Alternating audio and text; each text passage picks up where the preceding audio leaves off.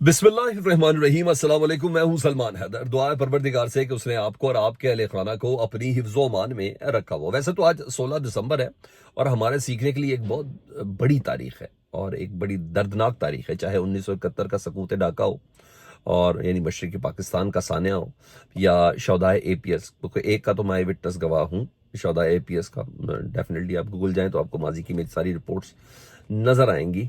लेकिन आज भी हमने कुछ नहीं सीखा। आज भी हम दूसरे की बात सुनने को तैयार नहीं है सर। और हम आज भी अपनी ताकत से बात मनवाने की कोशिश करते हैं और उसी को समझते हैं कि वही मंजिल है कि जहाँ ताकत का इस्तेमाल हो जाए। मगर सर हम तकलीफ में आए हैं, इसमें कोई शक नहीं। लेकिन उस वक्त और इस वक्त में ये फ़र्क है कि अब सवाल कम से कम उठ रहे हैं। अब लोगों को ज़ुबान मिल चुकी है।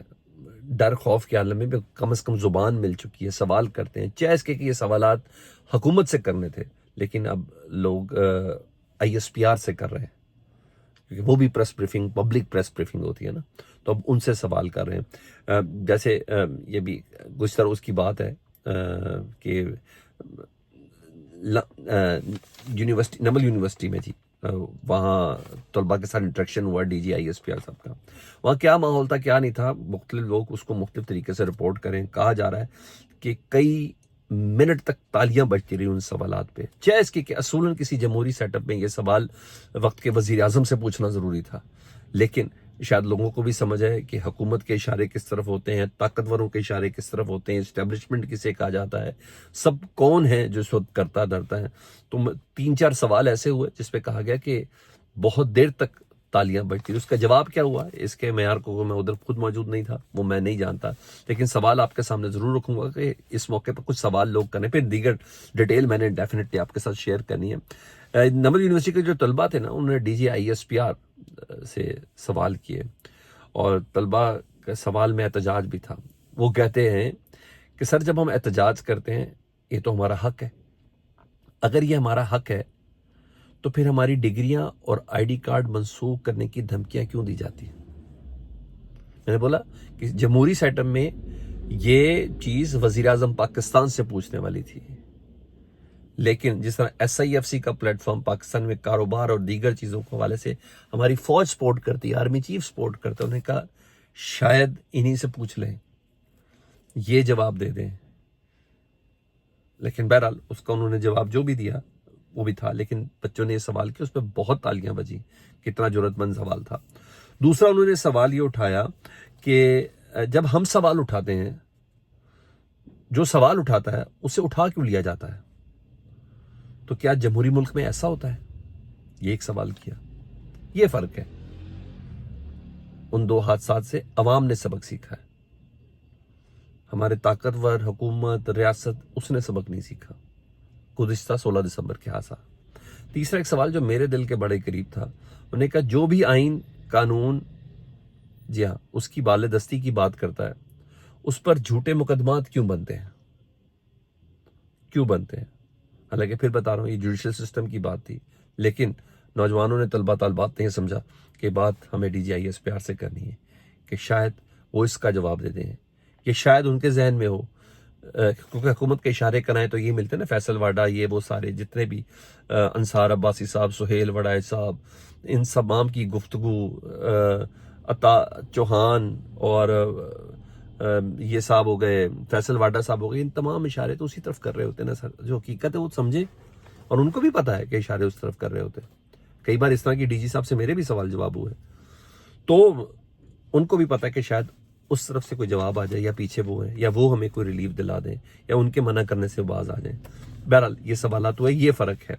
अब आऊँ मैं इस दिन से सीखने के लिए बहुत कुछ ज़्यादा ज़रूरी था, लेकिन मैंने कहा फिर वो डराने और धमकाने का सिलसिला जारी है। आज भी सुहेल वड़ाई साहब अपने कॉलम में, वो तखीलाती कॉलम लिखते हैं वो कभी कभी, मगर उसके अंदर काफ़ी ज़्यादा पैगाम मैसेज होते हैं। आज उन्हें अल्ताफ़ हुसैन साहब और इमरान खान साहब की गुफ्तगू वो किया जी, लंदन वाले भाई और कैदी भाई या इंसाफी भाई कह के उन्होंने किया, यानी अल्ताफ़ हुसैन ने इमरान खान साहब के मुकाबले उन्होंने पैगाम दिया। हालांकि आज 16 दिसंबर था, ये पैगाम इस तरह नहीं आना चाहिए था, लेकिन फिर भी ये पैगाम दिया। वो कहते हैं एस्टेब्लिशमेंट से लड़ने का इरादा आप तर्क कर दें। अल्ताफ़ भाई इमरान खान साहब को मशवरा दें तख़य्युलाती कॉलम में कि आप एस्टेब्लिशमेंट से लड़ने का इरादा तर्क कर दें, पहले की तरह उनसे इकमिक हो जाएं, ورنہ آپ کی پارٹی پھر سے توڑ دی جائے گی. آپ پر نئے الزامات لگیں گے. کے پی کے کی حکومت میں اس کا خاتمہ کرنے اور دوسرے اقدامات کی تیاریاں کی جا رہی ہیں. آپ کو مقتدرہ سے معافی ملنا مشکل ہے. یاد رکھیے گا کہ ہاتھی کی یادداشت بہت تیز ہوتی ہے، وہ بھولتا نہیں ہے. ساتھ ہی انہوں نے پیپلز پارٹی کی مثال دی کہ آج تک وہ شک کے دائرے میں ہے، مقتدرہ ان کو پوری معافی نہیں دیتی، وہ جو ساری ایپیسوڈ ان کی ہیں. ساتھ ہی نواز شریف صاحب نے پھر کس طریقے سے کیا کیا، اپنی سیاست ہی ختم کر کے ڈیل ہی کی ایسی زبردست کی کہ اس کی بنا پر ان کو معافی ملی. ان تمام مثالوں کے ساتھ وہ اس کو سپورٹ کر رہے ہیں جی سہیل وڑائچ صاحب باقاعدہ. یعنی آج کی تاریخ میں بھی ڈرایا جا رہا ہے. سہیل وڑائچ صاحب کی اکثر خبریں کم ہی سچ ہوتی ہیں. نواز شریف صاحب سے متعلق انہوں نے بہت سی خبریں دی، وہ بھی تھی کے پی کے حکومت کے حوالے سے بھی انہوں نے بہت سی خبریں دی، وہ بھی غلط ہوئی، لیکن وہ پیغام ضرور دیتے ہیں بڑی ایمانداری سے. جس طریقے سے کہا، ہاں طریقہ کار ان کا اپنا ہوتا ہے. مزید ڈرانے والی کوئی چیزیں بتاؤں؟ جی ہاں، جو آج کی تاریخ کم از کم کرو، آج کی تاریخ سے نتھی کروں تو یہ چیزیں مناسب نہیں تھی. اس میں انصار عباسی صاحب ہیں جی. انصار عباسی صاحب ہم نے ویسے ہی بتایا کہ وہ آج کل ان کو کوئی کام نہیں ہے سوائے اس طرح کی رپورٹ کے، لیکن وہ بھی ایک میسج دے رہے ہیں اور وہ بھی مسلسل اس طرح کے مطالبات آ رہے ہیں جس پر وہ بات کر رہے ہیں. انصار عباسی صاحب کے ذریعے یہ مطالبہ سامنے آیا ہے کہ اگر خان صاحب چاہتے ہیں کہ آنے والے وقت میں ان کے لیے سیاست کا راستہ ہموار ہو اور مشکلات کم ہونا شروع ہو جائیں تو انہیں اپنا طرز سیاست کو بدلنا ہوگا. ان کو مستقل الزامات کی سیاست سے دوری اختیار کرنی پڑے گی. سب سے اہم یہ کہ خود عمران خان صاحب کو اپنی سیاسی جماعت اور خصوصاً سوشل میڈیا کو فوج اور فوجی قیادت کے خلاف پروپیگنڈے سے سختی سے روکنا ہوگا. یعنی اصل مسئلہ سر اینٹی اسٹیبلشمنٹ بیانیہ ہے جس کے اوپر پاکستان تحریک انصاف پوری کی پوری ٹکی ہوئی ہے. اصل مسئلہ یہ ہے اور وہی بے بسی ہے، کیونکہ عمران خان صاحب ہی منع کریں گے تو میں نے کہا بہت حد تک فرق ضرور پڑے گا. اور عمران خان صاحب نے اجازت نہیں دی تو منع بھی نہیں کیا. مطلب وہ جو کہتے ہیں کہ پہلے آپ معافی مانگے، اب بعد معافی نہیں، اب یہ ہے کہ آپ اپنے بندوں کو روکیں، اپنے بندوں کو پلیز روک لیں. یعنی گراؤنڈ وہی عمران خان صاحب کی آ گئی. مجھے اس کے علاوہ اس کا مطلب کچھ بھی نظر نہیں آ رہا ہے. اس پیغام کا مطلب مجھے اس کے علاوہ کوئی سمجھ نہیں آتا.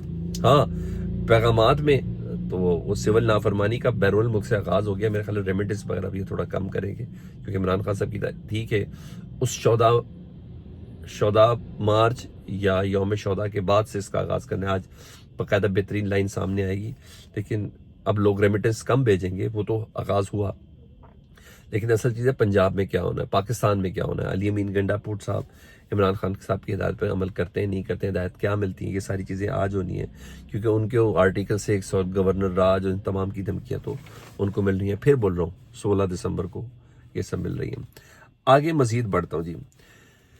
انیک ناجی صاحب، میں نے کل بھی انہوں نے کالم لکھا تو آج بھی ان کا ایک پیغام آیا اور ان کی ایک اپنی سرٹن نظر بھی ہے، اور وہ نون لیگ کو وہ کر رہے ہیں اور ٹھرا رہے ہیں، ڈرا نہیں رہے، ٹھرا رہے ہیں. اور وہ کس طریقے سے ٹھرا رہے ہیں، وہ کہتے ہیں کہ رچرڈ گارنل جو کل انہوں نے مشیر بنایا نا، اسپیشل مشن بنایا ان کو، اور نمائندہ برائے اسپیشل مشن، تو اس کے متعلق وہ کہتے ہیں وہ بہت غصے والے آدمی ہیں، ان کی بات ماننی پڑے گی پاکستان کو. وہ عمران خان صاحب سے متعلق ٹویٹ کر چکے ہیں، اور پاکستان کا ڈونلڈ ٹرمپ انہوں نے کہا ہے عمران خان صاحب کو کہ جو جیل میں ہے. تو یہ بات بتا دوں کہ سیاسی قیدیوں کے خاتمے کا وقت آ گیا ہے. یعنی عمران خان صاحب اور دیگر جتنے سیاسی قیدی ان کے خاتمے کا وقت آ گیا. یہ انیک ناجی صاحب کہہ رہے ہیں، اور میں آپ کو اگر مجھے کہنے میں کوئی آر نہیں ہے کہ یہ 99.9% جو لائنز ہیں نا، یہ مسلم لیگ نون کی ٹو کرتے ہیں. ان کو بھی میرے خیال ہے وہ ایک نہیں 2 دیواروں کے پیچھے دیکھنا بھی نظر آ گیا، کیونکہ اب جو پوزیشن ہے نا وہ دیوار کے عوام دیکھ رہی دیوار کے پیچھے، تو وہ یہ تو 2 دیواروں کے پیچھے دیکھنے والے لوگ ہیں. یہ اس طریقے سے کر رہے ہیں. مگر ہاں ہمارا میڈیا کیا کر رہا ہے؟ صبح جنگ اخبار میں خبر بتاؤں کیا ہے جی، یہ جو اب یار کچھ خوف کرو، ایک بندہ مشیر ہے یار، یہ خبر کہیں نہ کہیں اس کو پہنچ گئی تو کیا کرو گے؟ وہ کہتا ہے رچرڈ گارنل وہ تو ہم جنس پرست ہے. اچھا وہ تو بڑے بےہودہ ٹویٹ کرتا ہے. یہ جنگ اخبار کی خبر بتا رہا ہوں. تعارف ہی کیا، رچرڈ گارنل وہ جو ہم جنس پرست ہے، بےہودہ ٹویٹ کرتا ہے، خواتین سے متعلق جو غلط ٹویٹ کرتا ہے. ارے یار ادھر سعودی عرب کے چکر پہ چکر لگا رہے ہو امریکی انتظامیہ کے ساتھ بال صحیح کرنے کے لیے، یہاں بھی یہ خبریں چلوا رہے ہو. کیا کر رہے ہیں آپ لوگ؟ ان کو نہیں سمجھ آ رہی، مجھے نہیں لگتا ان کو کسی قسم کی کوئی سمجھ آ رہی ہے. ادھر کامران یوسف صاحب کی جو خبر تھی کہ چین ہم سے ناراض ہے، اس کی تصدیق کر دی، کیونکہ اسی پینل میں اعزاز سید صاحب بھی تھے، جنگ جیو کے رپورٹر، اور وہ کہتے ہیں کہ پاکستان اور چین کے درمیان جو معاملات ہیں وہ مثالی تعلق نہیں ہے جی، اب شاید ایک تبدیل کی طرف بڑھ رہا ہے پاکستان چین کے ساتھ تعلقات میں۔ انہوں نے کہا 3 عوامل ہیں، یہ بات چین کی حکومت کی دعوت پر میں گیا تھا، بیجنگ اور شنگھائی کا ہم نے دورہ کیا، پاکستانی صحافیوں کے دورے کے بعد یہ بات سامنے آئی۔ انہوں نے کہا 3 عوامل میں سے سب سے پہلے سی پیک کے منصوبوں کی سست رفتار میں پیش رفت سے چین کو تشویش ہے کہ یہ جو سارا معاملہ بالکل سستی میں ہے نا، پہلے یہ عمران خان پہ الزام لگاتے تھے نا، بھائی 2 سال سے تو ان کی حکومت ہے، بلکہ 3 سال سے ان کی حکومت ہے، اس کو دیکھ لیں۔ اچھا جی، انہوں نے کہا اس پہ تشویش ہے۔ انہوں نے کہا گوادر پورٹ مکمل فعال ہونے کی پوزیشن سے دور ہے، چین کو اس پہ بھی مایوسی ہے۔ بھائی عمران خان نے کیا یہ سب؟ اچھا جی، یہ آئرن بردر کی بات ہو رہی ہے، ان کو گرا ہے۔ تیسرا انہوں نے کہا کہ پاکستان جو ہے نا، چائنیز شہریوں پر ہونے والے حملے سے متعلق جو پاکستان میں ہو رہے ہیں، چینی حکومت کو اس سلسلے میں سخت پریشانی ہے، اور چینی حکام کا ان واقعات کی تحقیقات کی تصدیق اور اس کے ساتھ انکوائری سے مشترکہ اقدامات کی خواہش دونوں ملکوں کے درمیان کشیدگی کی نشاندہی کرتی ہے کہ چین چاہتا ہے کہ ہم انکوائری میں ساتھ بیٹھے، یار ہمیں پتہ تو چلے، نہ ہمیں بتاتے کون سی غیر ملکی ایجنسی ہے، نہ ہمیں کوئی ثبوت دیتے کون سا دوسرا ملک ہے، ہمیں تو آپ بتا دو۔ مطلب چین نہ حقائق پہ جاننا چاہتا ہے، اور بتانا چاہیے چین کو، تاکہ پلیٹ فارم بڑا ہے، سلامتی کونسل کا ممبر ہے، یونائٹڈ نیشن کا ممبر ہے، کھڑا ہو کے بولے جی انڈیا ہے، یہ دیکھیں یہ کر رہا ہے، افغانستان دیکھیں یہ دیکھیں یہ کر رہا ہے، ہمارے ساتھ ملک ہے، چین ہمارے شہریوں کو مار رہا ہے، ان کی ایسی کم تیسی کر دے گا چین؟ یہ تو کچھ نہیں، اتنا بڑا ہتھیار رکھا اس جگہ پہ گھس تو جائے گا کم از کم، جہاں سے دہشت گردی کے پلان تیار ہو رہے ہیں۔ مگر ان کا اس سے سلسلے میں بہت زیادہ ریزرویشن ہے اس چیز کی۔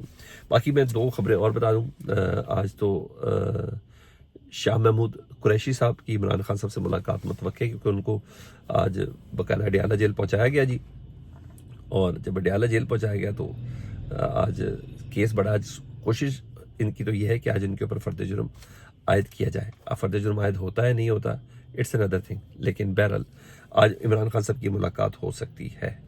اور لائک یہ والی چیز تھی۔ دوسرا اڈیالہ جیل میں جی ایچ کو حملہ کیس ہے نا، تو بہرحال آج بہت سی گائیڈ لائنز بھی ملنی ہیں، بڑے عرصے بعد یہ ملاقات بھی ہے، یہاں تو یہ چیز ہے۔